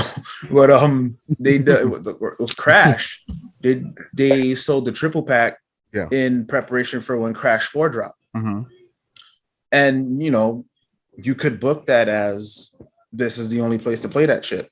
Yeah, that may not be the case if this deal goes through. So what does the future of that look like? So are you? I mean, well, Well, does something like that matter? Because like the responsibility of dropping that next spiral or that next crash is no longer squarely on your shoulders. But like instead of being the head chef, now you are as much of a consumer as the rest of us because you're waiting for them to drop it on the menu so you could pick it up. Yeah. Mhm. So I would imagine that whatever IPs they have now, and I'm not talking about like the big IPs, I'm talking about like the small, like the smaller IPs. Okay. Just to weigh it, like not your God of War level IPs, but like your Crash Bandicoot level IPs. Mm-hmm. Yeah. I mean, do you bring back Gex into the Gecko? Do you bring that back? Do you do another Soul Reaver? Like you do have stuff. You do that have is Activision, but I don't think they own that anymore. Mm-hmm. No. Oh, do they still own that? Activision was Legacy of Kain? Was it? I don't remember. It's not on the list though. Nah, it's not on the list now. So, I remember they used to own the they used to do the license for Spider-Man. Remember that? Yeah, they lost that for all of the Marvel games. That. They lost all that of the shit. Marvel games, Ultimate Alliance, X-Men Legends. Like, so are those on Game Pass now too, or does Square? Disney? No, that's Square. That's all Square. What was Square? Legacy of Kain is Square. Okay, so like you have that. But yeah, Square will work heavy with Sony no matter what. I mean, for some reason, like, that's the thing, that they will work heavy with them no matter what the fuck happens. So I mean, like, Sony is gonna have to dig into their own crates because, like, right now, nostalgia is the biggest ticket in town, which is something that Nintendo knew for the longest. Yeah. So this is another case of everybody else playing catch up to Nintendo. Remember when nobody wanted mocap? Remember when nobody wanted the motion controls? Yep. And Nintendo was trying to break bread with them? Yep. And Microsoft and Sony was both like, get the hell up out of here. The Nintendo was like, fuck it, we'll do it ourselves. We'll do it ourselves. Wii Drop, Wii Sports, GOAT level. And now all of a sudden, here comes the Kinect, and here comes the Move. Yeah. Yeah. So Nintendo has been big on nostalgia since day -3. Here's the only thing where Microsoft goes like, we're not doing that, and that's VR, but they have a system built for VR. Like, it's fucking unbelievable. Like, Phil, I remember like Phil, they were asking like, do you feel like you, and they was like, no, we partnered with Oculus, you can run VR technology on these systems, whatever. And it's like, okay, but that's the only time they said no, we're not doing that. They had the AR system for 2 seconds, the goggles, the Microsoft goggle, whatever the fuck they were called, and that lasted for 3 seconds. What are you talking about? I forgot what they're called, but yeah, I know you're talking about. That lasted for 3 seconds because they were like, oh, we're not doing the glass. Yes. Wasn't it just the glass? It might have been. Yeah, it might have been. No, or the glass is that Saiyan Scouter, right? It was they had the full joint. I think it was a and full they also pair. had like they had the Saiyan Scouter. No, that was Google Glass. That was Google that had that one. Yeah. I know what you're talking about. That was the Saiyan Scouter that lasted for 3 seconds. I mean, the Stadia lasted longer than that, so we're happy about that one. But the Stadia was like, see what that works. The Strad. We got to search for it now. Microsoft should fucking acquire the Stadia if they're smart enough. Because think about it. Nah, you brought it up. I'm gonna have to say because think about it. If you got Microsoft buying up these fucking studios, why not just fucking do Stadia Google a favor? Google owns Stadia. They're not selling that shit. Google owns dude. I get it, but do them a favor, like. Google is a Stadia. They don't ever need it. Shit. I understand, like they don't ever need something like that because they built it already, and they built it better. They built it better in beta than they did. Like that's that. So like, but think about this for 1 second. Think about this. We're thinking. Think about this. Let's say, for example, Phil Spencer said, "You know what? Everybody think about this. We're gonna do you guys a favor, Google. Right now we acquired the Stadia. Okay, and guess what? You're afraid of losing your games? Don't worry about it. Next time you turn off your Stadia, guess what? That's going to serve as a hub for fucking Xbox Game Pass. They already have that. They don't need it. Yeah. No, but they already have that. They did that already. But for those that bought the Founders Edition, they're idiots. They have access. They're stupid. Idiots, they're stupid. But they got it. They're not even using that. Anybody who still plays Stadia, like heavily, like as their one, might be 3 years old and just doesn't know the difference. Like they're just like going through the beginning stages of buyer's remorse. It's like, now I'm gonna get my value out this thing. Now 4 years, like 3 years later, 4 years later, it's over. Like that's a few. I dropped 2 utilities and half a rent bill for this piece of shit. Because that was like $99. No one cared. Like no one cared when it came out, and then they were giving it to you. They offered it. They were like, "Yo, listen, just YouTube Premium. We'll give you one, please." And people were like, "No, I'll just get the. We don't want it. I'll just take the premium. I don't want this." That's how crazy it is. There's no need for that. Like Microsoft has built an infrastructure right now as far as what this Game Pass system is done. Like, think about it. PlayStation is doing their own Game Pass. And Phil Spencer popped off and was like, well, we already know it's going to be as close to what we're doing as possible. And he was like, and I'm all for it because that's what gaming should be. He's like, Phil Spencer is like, good on them. Credit to them. Yeah. But it's the Dak Prescott special. Credit to them, man. Yeah, right. Yeah. But so the thing is, at this point, you know, Phil Spencer's an asshole because he says all this shit knowing that I'm about to buy one of the biggest gaming companies in history. Oh yeah, like he's gonna go and buy Parker Brothers like at some point. like anything, like this is the craziness. You play any kind of games, like you play Connect 4, you pay me. Like, I ain't playing with this. You have, and the thing is, and like with all of that, just going back to what I was saying before. It's the nostalgia market. That shit is high. So it's like, man. If you're able to, Jim Ryan, because he don't know. I mean, that's kind of where the Spartacus is coming through. Because like Spartacus is going to be a combination of the PlayStation Plus and the PlayStation NAS, and I'm good. So like they're kind of bringing all of that together. And for whatever reason, the code name is Spartacus. Is it really? Spartacus, yeah, that's what we're calling it for now. For now, until it comes out. Before the Connect drop, it was called the Natal or the Natal. Natal, Project Natal. So names are gonna switch and change, but the idea that they're finally coming to their senses, and hopefully they'll change the distribution model, because trying to like imagine you're on some wonky ass, like you bought the gateway, like the entry level router. Yeah. Like you're not on that high speed stuff and you're out there trying to stream a complete game. Yeah. No, that shit is going to get choppy. Yeah. It doesn't work out well. That's going to be choppier than a sous chef on Iron Chef. You're not going to do it. No. It was like, one of my friends, I had gave them my PS4 because I'm one of the cool kids with a PS5, and I like the PS4 in still working condition. It was just sitting there, and I'm like, well, because she had asked me if I had a PS3. I wish you would have told me. Shit, I deleted the next one. So the story was she asked if I had a PS3 to sell her, and I was like, I have a PS3, but it ain't for sale because thanks to Jim Ryan, I have to have a PS3 to play my PS3 games. But I was like, but I have this PS4. And she's like, what? Well, that wasn't the upgrade that I was expecting, but I'll definitely take it if you're serious. And I'm like, yeah, I'm serious. Like, it works just fine. I'm not going to have it sit there and collect dust. Like, this is considered a rescue. I'm giving it a good home. What are you talking about? Yeah. So she has it, and with her PS Plus account, she saw that I think she did the 7-day trial for now because she wanted to play Sonic Adventure 2. Okay. Imagine playing that. Chop the fuck up. Oh my god. That'll make you hate the whole franchise. Yeah. So you really have to change the distribution model. It can't just be streaming anymore. No, you have to give it a game. Like I played on xCloud a few times recently. But I have amazing internet for that. That's what I'm saying. Yeah, like I played on xCloud and it fucking works. You have to have the 1%ers and then type of internet. I don't have that, like that business style internet like Maximilian Dude and fucking like Co has, where it's like it's $1,000 a month for it type shit.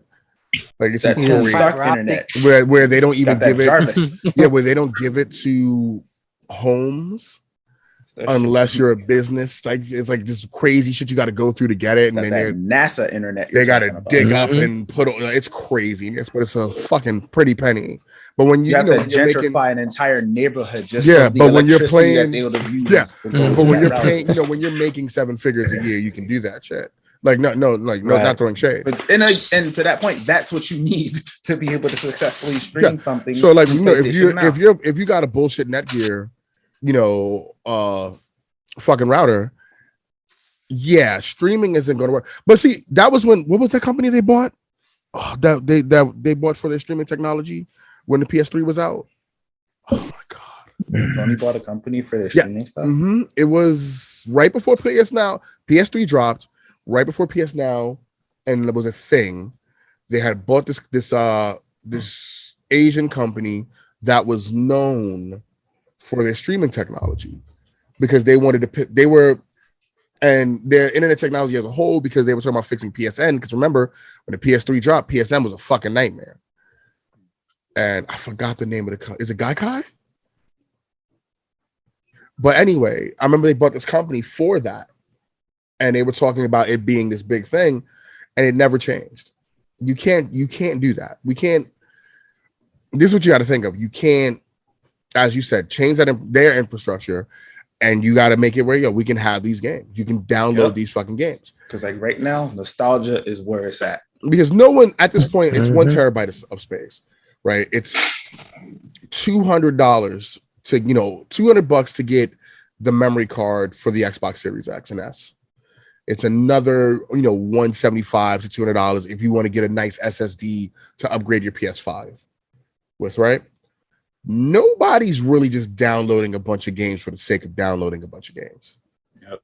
Like it's come to a point where we would download, play, get rid of them. Unless we're going to decide to like do a replay and do whatever. But that's what we're doing. We're downloading, playing, and getting rid of them. Streaming doesn't do anything. Like just let us get the game. Play the fucking game and get rid of it. Like that's it. Because streaming that game, that's costly for places like the West Coast where they have caps on their bandwidth. Like that's super fucking costly. So just give us let them download the game and let them play. Yep. That's it. It saves to a cloud and we're fucking good to go. Like it's like you always got to be different. Why you got to be so fucking different? Just fucking do. Like it's simple. Just do it. Yep. Give people what they want. Fanboys are fanboys, and you're going to cater to them, and they're going to sit here and they're going to hear this news, and they're going to be like, well, and they're going to come up with the controversy with Activision, which was something on my mind when this was announced. I'm like, shit, Activision is going like through hell right now. So like, what the fuck? Like, you bought this knowing they were going through hell. They're about to push Bobby Kotick in front of a train to make sure he don't fuck up that deal, right? And you have that. Remember Judge Dredd? They're gonna make his ass walk through cursed earth. That's what he's gonna do. Oh yeah.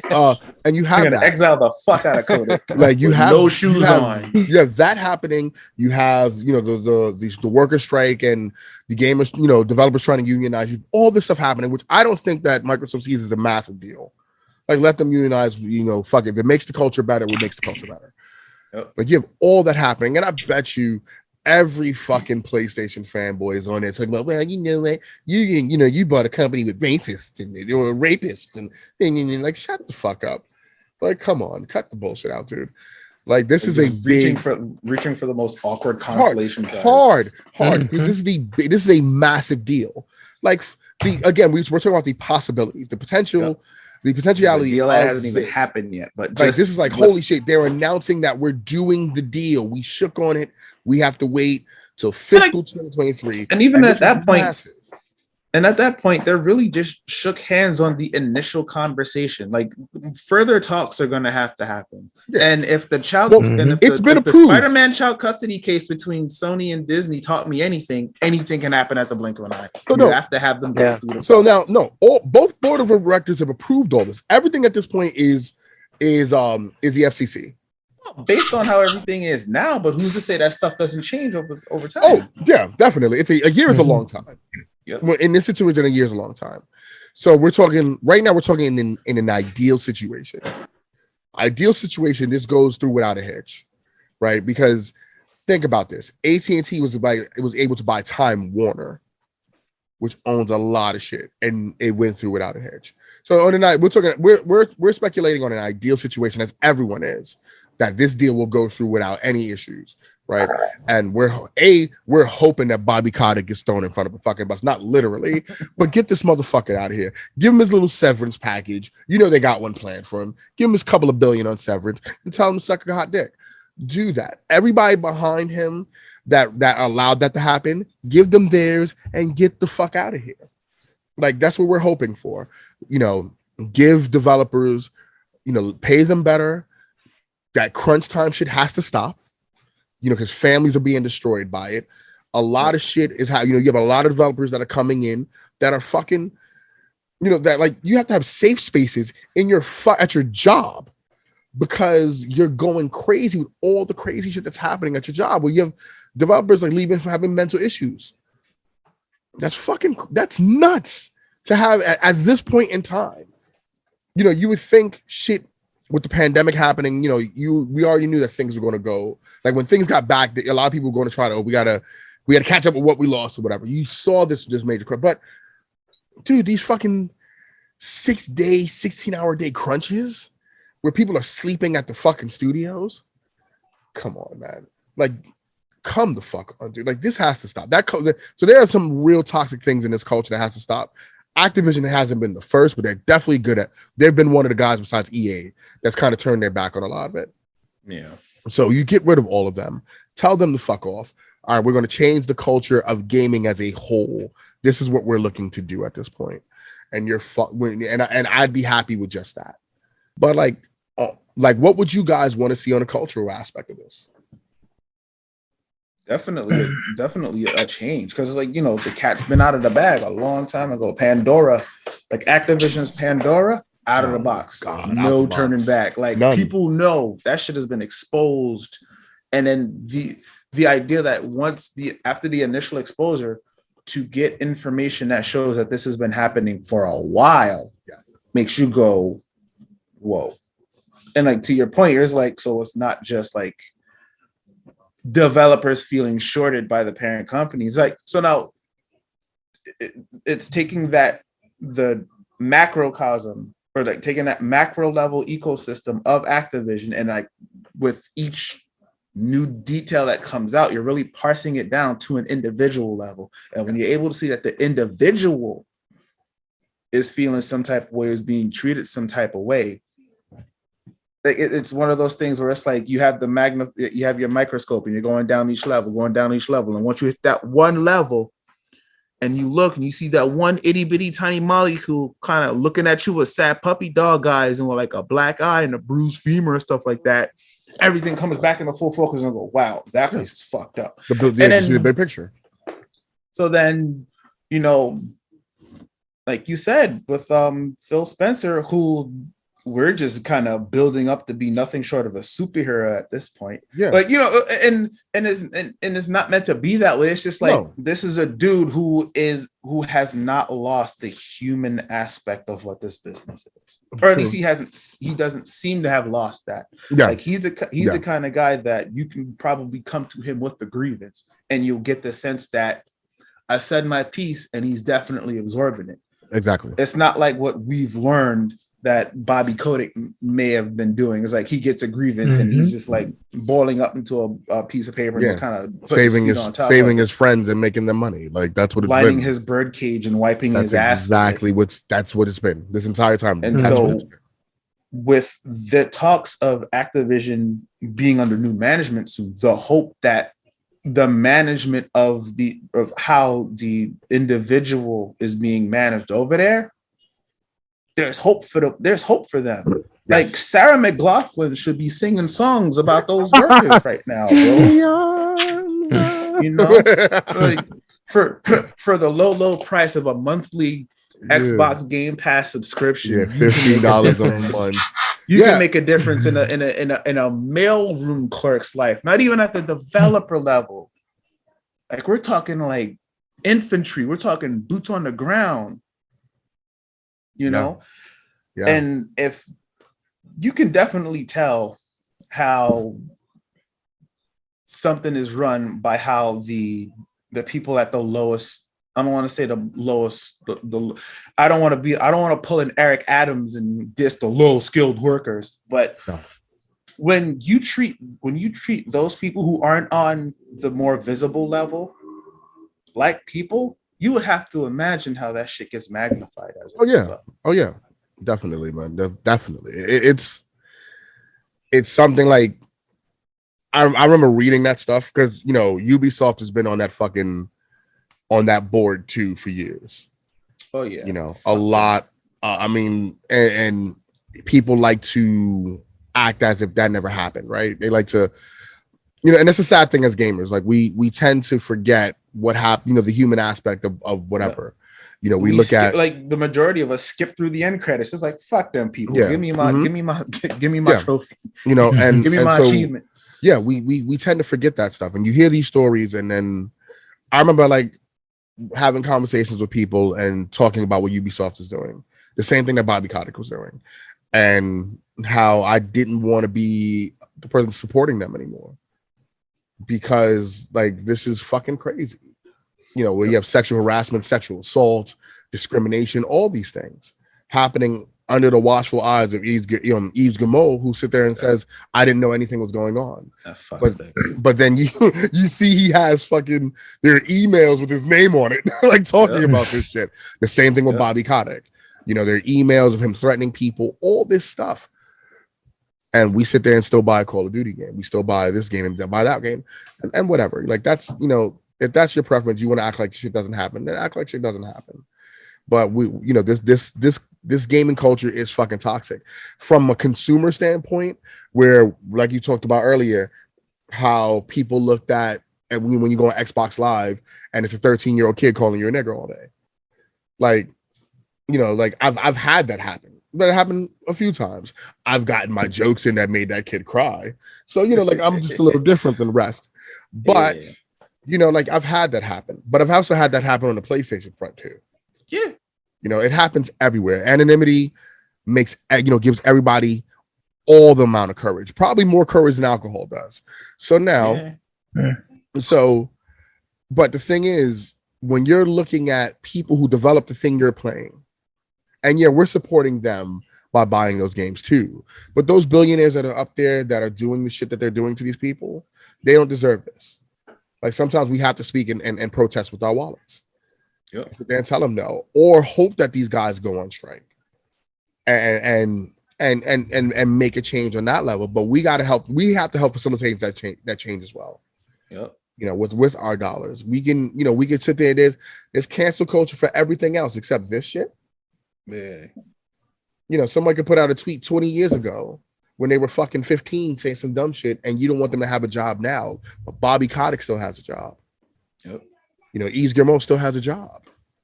A lot of those guys who did this shit that they were doing still have jobs, and no one's talking. And there's no thing about that. There's no hashtag cancel Bobby Kotick. And on another level, is like their jobs involves them kind of dictating the potential futures of the jobs of other people. How do you go to HR when the head of HR is their best friend? Yep. And that's where we're at. Like, these people went to HR as they're supposed to do, and no one listened.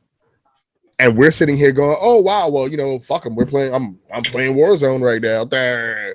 And it's like, yo, dude, like this culture has to fucking change. And I'm hoping that with this acquisition, that culture starts to change. No one deserves. This is your dream. If you have your dream job and you go into a place and you work for your dream company and you find out that dream company is a piece of shit, imagine how the fuck that feels. Yep. It's like in our case as collectors and gamers, like we order a box on eBay and it comes in and it's not what the fuck we ordered. It's like we got the Wish version of some shit. You're pissed. That's a super small trivial thing to think about, but imagine like you went to school and this is your dream to be a game designer so you can make the perfect game, whatever project you wanted to make in your life. And you go there, you go to BioWare and you see that like everybody's fucking miserable, and EA's just sitting there like, yo, I don't care, make Mass Effect work. Make it enough, like make it happen. They come at you like Smokey Mama. So this ain't enough. Make it enough. Make Anthem a game. Like, not even make it work. Just make it a fucking game. Just make it so we can sell something. Yes, give me a start menu. Yeah, we know that we canceled it twice, but make it happen. It is like, give us a start menu and at least a all. character Like, select screen. Microsoft proves. I mean, they have all the money in the fucking world, but they deaded fucking Halo for a year because of all the shit they were getting. It was like, no, we got to go back. Like, this is not happening. We got to update everything. Like, Call of Duty missing a year doesn't change anything. Because people still got the old shit to fall back on. Yeah, a new Call of Duty coming out ain't changing anything. Especially if the new one is just is horrible. That's not changing. You just wasted money on a shitty product. Nope. So you're not going to do that. As you said, Rockstar has proven that you can make the same game for every generation. Like literally the same game. Mm-hmm. New console? How about you just put this on here? Add a new map. You just made my job easier. We don't have to worry about. We don't have to worry DLC, about that's all. They've made new DLC for the same fucking game for 3 console generations. That's fucking madness. Has that ever happened? That's masterful, man. That's the master stroke. Like you want that. And the sad thing is when you hear that Gran Turismo 6 is going through some development hell issue or whatever now, that's the rumor. And they're like, oh yeah, new Gran Turismo 5 content, and they just throw out some shit. Dr. Dre's in this one, and you just forget. Like, yep. This is how bad we are. This is how bad we are in this game, is that we're so like just programmed to want something new that any of the bullshit behind the scenes we don't care about. I think the most thing is we got to go on this for like 2 seconds before we go out. But like the Joss Whedon situation is the closest thing now where we're like, no, he should. Oh, that whole thing. Yeah, he should never make a movie again. Like that's the closest thing we've gotten recently. Because what was that thing he said about Gal Gadot? He's like, there's a misunderstanding because English ain't her first language. Like, like you never tell a woman what it was she say. What? You don't do that. Your mommy ain't tell you that. Man, like he pulled a Tony Khan. That's what he did. When Tony Khan was like, "Oh, I didn't give her, I didn't re-up her status because she's a bad wrestler." Talking about Big Swole. And it's like, "Ooh, what are you doing? That ain't what you're supposed to do." And then you talk about this kid. What's the kid that plays Cyborg? I keep forgetting his name. But I almost said Ray Parker, but that ain't his damn. No, it's Ray something, I believe, right? And it's like, yeah, and he wasn't a really good actor to begin with, and he's not a good person type shit. Like, what? Dude, you couldn't even be in a room with Michelle Trachtenberg while you were filming Buffy alone. Damn. Like, dude, that was like, Al, am I lying? Like, that was a fucking thing. Damn, that's you weren't allowed. Like, Jay Fisher, I think man's name. Ray Fisher. Ray Fisher. Ray Fisher. Yeah. Like Ray Fisher. Yeah, and it's like, what the fuck, dude? What's that stuff? Wait, what happened with him and Michelle Trachtenberg? He wasn't allowed to be in the same room with her alone. Ew, he's trying to bad touch with Harry. That was the fucking thing. No, man. He was a creeper. Yeah. Oh. Dude, all this shit came out. On some Nickelodeon homie shit. Dan Schneider on that Dan Schneider shit. Send me pictures of your feet. Like, nah, dog. Dude, it's crazy. It's fucking nuts. Everybody talks about how I think the Marvel, like maybe the first 2 Avengers sets weren't as bad. Like he wasn't happy with everything. Who's that? Wasn't Joss Whedon wasn't happy with Marvel, how Marvel treated things. But I think if I'm correct, like those things weren't bad. But everything else, like this is him. Everybody took like Ben Affleck will never play Batman again because of him. Damn. Like this is the culture shit we talk about. And there's a cancel Joss Whedon, but there's no cancel Activision. there's no hashtag cancel this shit because Call of Duty's here. Yeah. What's the next one? Call of Duty Toilet Paper Edition. It's Call of Duty paintball, man. They're gonna double down on the casual market. Call of Duty Foxhole. What's the next one? They're gonna do a collaboration with Nickelodeon. Try to go after that. Try to go after that Call of Duty game. Money. That's what we're doing. Super Smash Brothers, fucking Call of Duty characters. Nintendo's. Yeah. No, it's the next thing you know, Microsoft's gonna buy Nintendo. That's the next one. This is where we're going. I think Nintendo, if anything, I think it'll be the other way around. Nintendo probably fuck around and buy Microsoft. Because like Nintendo, because again, remember, we're in a nostalgia market right now. And Nintendo knew that shit from jump. Yeah. Microsoft, maybe a couple of years ago when they bought what was it? ZeniMax? That's ZeniMax. When they bought ZeniMax, they're fun. Like with ZeniMax and all of that back catalog they got, they're like, you know what? Nintendo might have been onto something with this retro stuff. They threw all the Quakes on there, all the Dooms up there. Like Sony, they threw everything up there. They have to bite the bullet and catch up. That's all. I mean, that's all it is. Because what is it? The law of the oligarchy of the few is adapt to perish.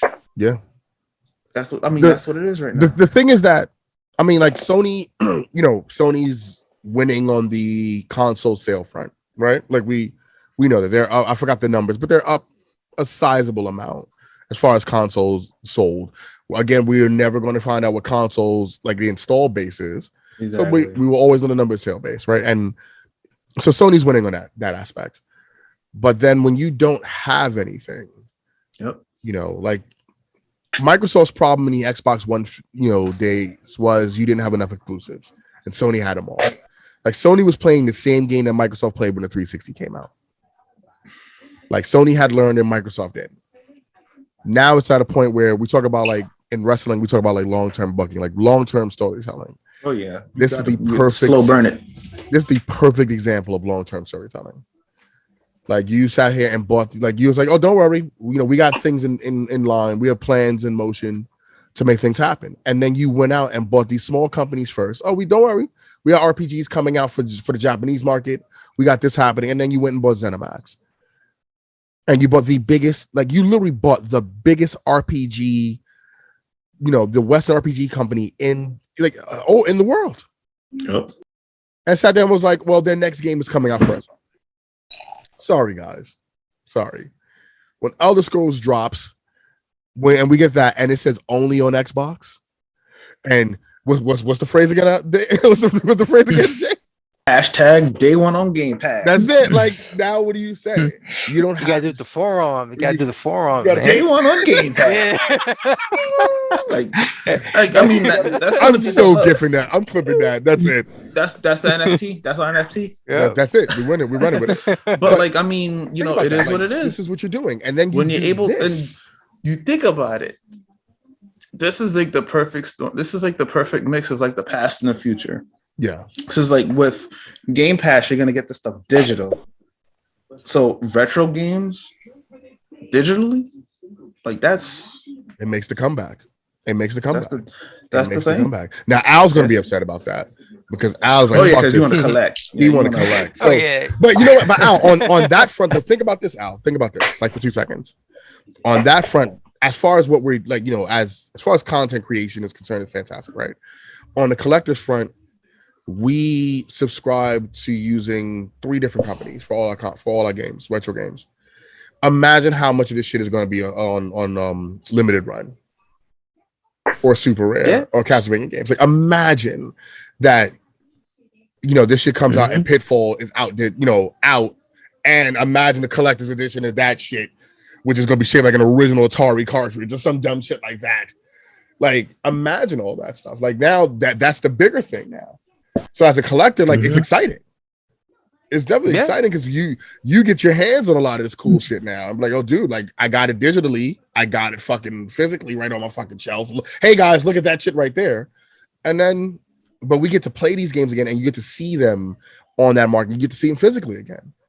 Like imagine what next year's like. As much as I hate the limited run fucking shows when they come out, so it's so bad.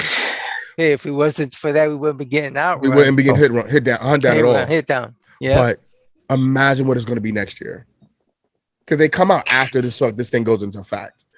Imagine the fucking deals made next year. It's going to be crazy. Just Spyro. We're going to do a Spyro remastered or whatever. We'll take that, and then now you got that. You got Pitfall. You got all these games.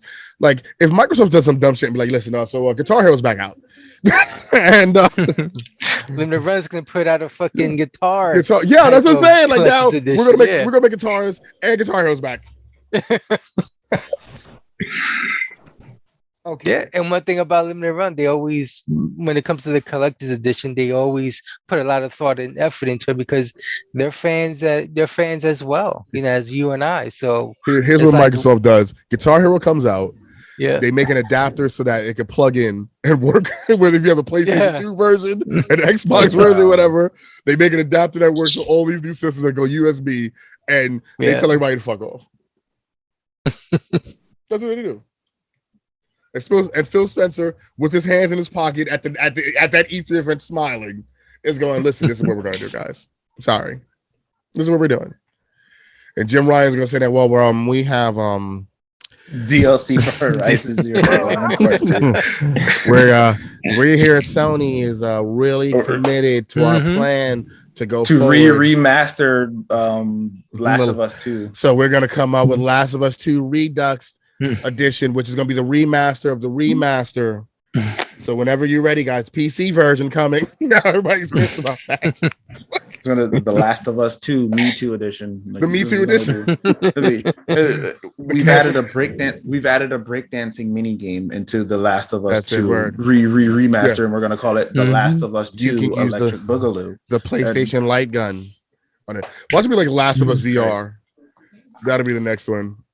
Uncharted VR. That's the next thing you see. Like, yeah, and like with that being a very real possibility, I think Sony's flaw is their nostalgia meter, or at least their nostalgia timeline doesn't go as far back as it should. Like, it's not gonna go back. It won't even go back as far as the PS3. Like right now, I think like their window for nostalgia is the PS4 and the PS5. Yeah. It would be nice for them to go back to something that happened in the PS3. It would be better if it went back to PS2 and PS1. Forget about it. But so the 5 doesn't play. It don't work that way. So the 5 I would assume the 5 doesn't play any physical PS3 games. No. Okay. So everything is PlayStation now at this point. Like, to get access to those games, yes, outside of the free PS Plus stuff, the only way I can play those games is on PlayStation now. Yes, and then the shitty thing about that is, another shitty thing about that is, I'll use Azura's Wrath, perfect example. Okay, you having played it on the PS3 and having had trophies unlocked at some point. Okay. It's not like you booting it up on the PS now, you would go back and that trophy count would carry on. Oh, okay. No, you're starting over clean slate, which is the dumbest thing that you could possibly do. So you telling me it's not even account bound? No.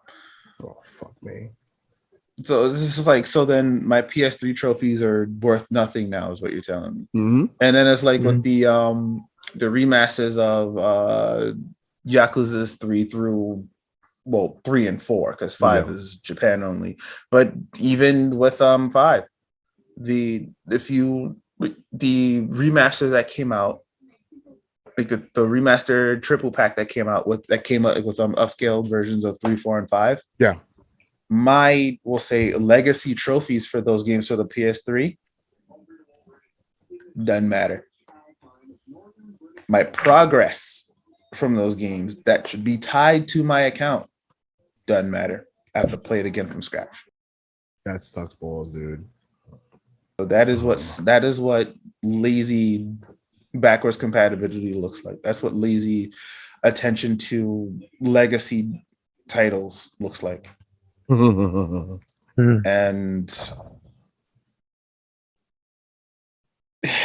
it is what it is. So Al, is there anything you want to see coming out of all this stuff now? Oh man. As far as this year, I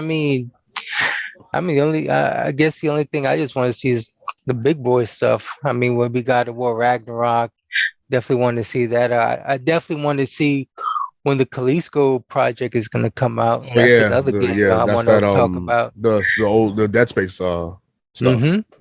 Even that Dead Space remake looks great too. Yeah. Yeah. So that's another one I want to see. So yeah, I mean, That's for now. That's what I can think about as of right now. So it'd be those top ones. I just want to see Besides, how hard indie gaming is going to push this console generation. It's gonna push it hard. They pushed the last one, super hard. And you know that trend's gonna continue. Yeah, because they're not tied to the red tape of like your AAA licensing. Like a lot of the stuff that goes on with that kind of stuff, like I don't want to have to bring up Cyberpunk 2077 again, but Cyberpunk 2077, like an indie game, like an indie developer may have paid more attention to the things that were overlooked with Cyberpunk 2077. Well, do you blame developer? Because for that, I blame the upper management for rushing that shit the way they did. No, and that's where I'm leading. That's where I was leading to. So it's like with the indie developers, everything is like, remember that part in Office Space when he just stopped giving a fuck and then everything just started working out gangbusters for him? Mm-hmm. I would imagine that that's what working on an indie game is like. Okay. It's like you are in more control of your deadlines, and you have a clear, you being involved in so much of the top to bottom process, you at the top have a clear vision of what you want the game to look like. Okay. And then with you working on the front lines with everybody else in the infantry level, like on the boots on the ground staff, you can help nudge that vision. You can help bring that vision and nurture whatever team you're working with to put their best foot forward towards your vision. Okay. A lot more than like in the AAA developers that have all of that red tape and all of the bureaucracies and stuff like that going about it. You know, your J.J. Jameson's, I want pictures of Spider-Man, yet his ass ain't out there taking the pictures himself. So like with the indie, and I think that is one of the greater strengths of like the indie market and why it was able to kind of help soften the blow whenever AAA titles drop the ball. Because like with AAA, you got all the commercials, you're getting all the pomp and circumstance, you're getting all the hype, but then you get the game and it doesn't deliver. Okay. And the resurgence of those genres that's been gone, like the beat 'em ups. You know, we haven't had to beat 'em up for ages until they made what. Yeah, like the last 2 years has been a damn renaissance on beat 'em ups. Yeah, exactly. Yeah. So the indie market definitely brought those genres back. You know, and that's what's really good about it. Where you see that, and not only that, also the side scrolling platformers as well. Yeah. We see a lot of those now. You know, and playing those on the Sega Genesis and even on the classic NES. I mean, those were the games to me that I always had the fondest memory, especially with some of them having good replay value. So like a game that's coming out, and I think it might be out digitally, but it's coming out physically is and I told Mike about it is Kogan. And that game is pretty much, it's a side scroller where you play this female protagonist and she has a big ass sword, and you know it's like a hack and slash. But the cool thing about it is the minute you die, you only could wind back 3 seconds before you die and change the outcome. Okay. And the sprites on that game. Imagine when you falling off a fucking cliff for more than 3 seconds. You're fine. That'll take me back to like the days when I was emulating throwback games, like throwback platformers, and I misstep and whatever, and they give you like the rewind button. Yeah. And that kind of stuff. Yes, it does. It's yes, it fucking does, man. And with the indie developers, this is like a much clearer vision of what you want the finished product to look like. Yeah. You're not worried about advertising, shareholders and all that stuff. Yeah. There's more leniency. Yeah, it's just you working on bringing your shit to life. I think like a big part of why the indie renaissance is banging so hard is just like, you just want to make games, I just want to play games. You know, it's almost like the farmer's market of gaming, instead of having to go to like Whole Foods and have to worry about whether or not shit is the the retail red tape of having to go out and buy a produce at like Whole Foods instead of like going to a farmer's market. Yeah. You know what I mean? It's like the indie market is definitely the farmer's market version of gaming. And it's like shit is guaranteed fresh. And you already know it. Yeah. It's catered to a taste that us gamers of a certain age have definitely had acquired. Yeah. That's some time ago. And it's like biting into like the freshest fucking plum of the bunch. And it's like, damn, this takes me back to when I could get fresh fruit. You know? That's what it is. This is all fresh fruit right now. Yeah. It's all organic, which means if these indie developers are making the game, they're not making it just to be putting it out there, but they're passionate, so they're fans themselves. So when you put that into your game, you see the finished product of it. A good example, and I always use it, Streets of Rage 4. Top to bottom, like I mean, everything about that. That's the blueprint. Yeah, everything about that was the blueprint. I had reposted our last year love letter session for that game, and it's still fucking like I watched that shit. It's 24 minutes, and it's still entertaining to sit here and just cream over fucking Streets of Rage 4 for 20 minutes. In the 21st century, still talking about this game that dropped in the 90s, yo. Yeah, it dropped during a time when the Cowboys is actually able to win a championship. Like, fuck me, here we go again. Think about that, bro. We all know how long ago that was.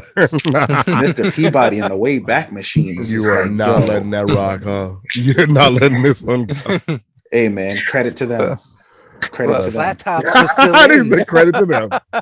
Credit to them, man. Well, but like, you know, again, with nostalgia being so much of the in thing, indie developers on the ground floor of that, they could really push that nostalgia narrative, because like AAA is not gonna fucking do it.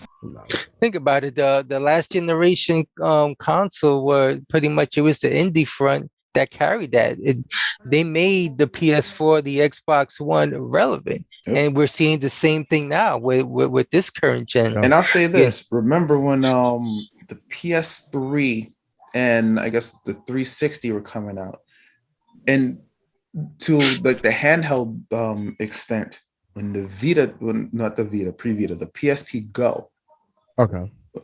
Using the PSP Go, like taking the PSP and weighing that against the Go. Perfect example. The PSP Go was digital only. Nobody wanted to touch digital gaming. It was like GameStop had to get in front of that. I was like, what? Well, what are they gonna do if they don't want to play it no more? They can't sell it back to us. We don't like this.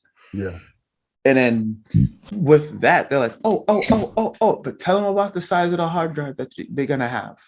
It's not gonna be that big, is it? You can't buy all of the games you want. What are you gonna do with those games that you don't play anymore? You can't give them back to us.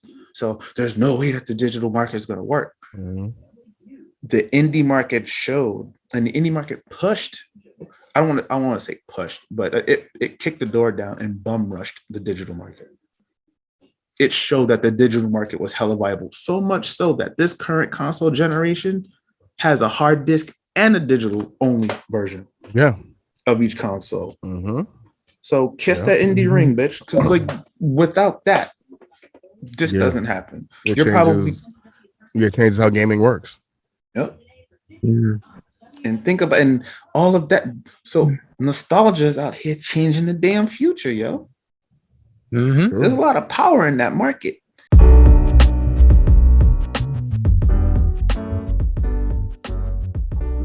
What's good, guys? Face Mason here with the Talkaholix. And I'd like to take an opportunity to thank you for watching this video. But we need you to do a little favor for us. If you haven't done so already, subscribe to our channel. Hit that like button. Hit the bell for all notifications so you can see all the new content when it comes out. And hit us on our socials. Let's get a little dialogue started. We'd love to have you. On behalf of my two brothers, we thank you again, and we'll see you later.